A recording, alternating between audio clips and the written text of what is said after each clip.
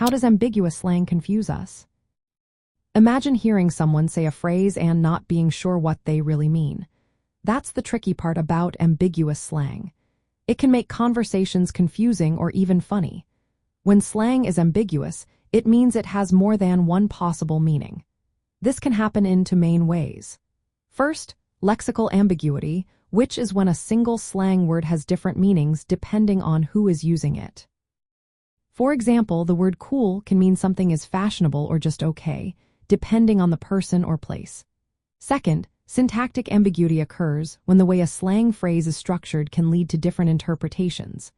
For instance, if someone says, "I saw her duck," it could mean they saw her lower her head or they saw her pet duck. Without clear clues, listeners might get totally different ideas about what was meant. Slang also changes quickly and varies across regions, age groups, and social circles. A word that means awesome in one city might mean strange in another. This makes it easy to misunderstand someone if you're not familiar with their local slang. Sometimes, slang is used to be playful or funny by creating double meanings.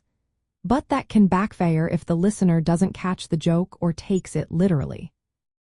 For example, if someone says, "That's a sick ride," it might mean a really cool car or, in some cases, a poorly maintained one.